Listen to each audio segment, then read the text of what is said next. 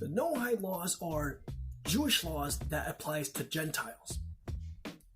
The Jewish people have 613 laws in counting. You can call them commandments, laws, or mitzvah in Hebrew. The Gentiles have 7 laws, known as the Noahide laws.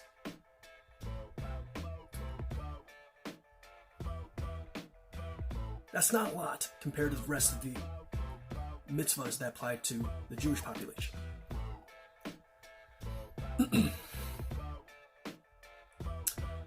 People confuse the 7 Noahide laws with the 10 commandments.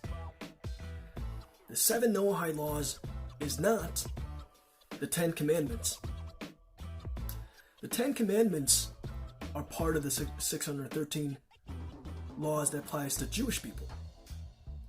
And technically only Jewish people. Strictly speaking, by Jewish halachics, Jewish legalism. There has been a lot of debates amongst the sages and scholars and rabbis regarding the issue, but most will probably agree that the 10 Commandments does not apply to the Gentiles. At least the Gentiles are not obligated by biblical law to follow them or observe them. Now, you can do it, that's great, but you're not obligated to, legally speaking, by Jewish law.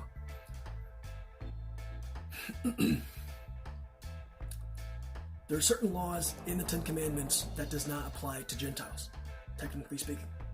For example, the obligation to observe the Sabbath. That is not part of the 7 Noahide laws. The obligation to keep kosher does not apply to Gentiles. Neither does the obligation to kavod abba v'ama, to respect or value, honor your parents. It's a great thing to do if you choose to do it, but it is not part of the 7 Noahide laws. So the first Noahide law is very simple.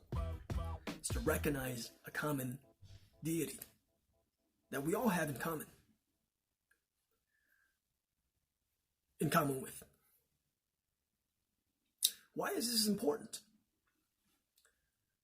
As a human race, as sentient decision-making beings, we have choices that we can make that we consider good, or there are choices that we make that we can consider as bad or evil or not good.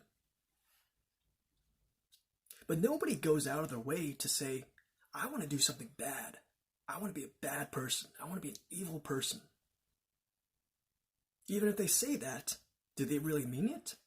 If you say you want to do evil, and you went ahead and did the evil that you wanted to do, is it good that you followed it? Or is it bad that you completed what you wanted to do? I mean, it's not a riddle. We all want to be good on the inside because we are all part of something much bigger than ourselves, and we all have that in common with each other. No matter the nationality, no matter the culture, no matter the differences. So the first law is recognize one creator, one commonality. The biggest commonality we have, our existence, the source of our existence. And there are many words in the English language alone that describes that. The Jewish people have many words for that concept that we often translate as God.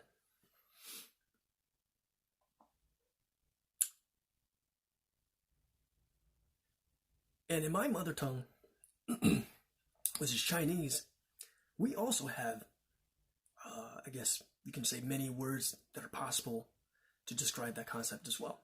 The 2 most common word for the creator is 上帝. The other word is 神. Now, to put these 2 words into context, 上 means upper, 帝 means empire or kingdom or emperor. So 上帝 has a connotation of the authority from above, like the emperor from above. 帝国 means empire. 皇帝 means literally the emperor. Or sometimes it's translated as the yellow emperor. Now, 神, probably the best translation in general is probably mind. 神 is used in Chinese medicine. It's used in common language. For example, if you say, hey, that guy has 神 in his eyes. He has vitality. There are many examples. So for those of you who are watching this, here's an assignment, if you will. You don't have to look at it as an assignment, but a little fun exercise. Come up in your own language with the various ways, various words or phrases you can use to describe the concept as a common, as far as the common creator, common origin, source that the first Noahide law is concerned with. Very common word in the Jewish language for that source is Hashem, which literally means the name, which has different connotations compared to the other words for Hashem. There's more information about that, about the names, and there's also more information in regards to the Noahide law. And a really good source, in my opinion, to get information on the Noahide laws is the Institute of Noahide Code. If you go on noahide.org, you can find more information about it. So if you have any questions, feel free to drop an email or comment, whichever is easier for you. And thanks for watching.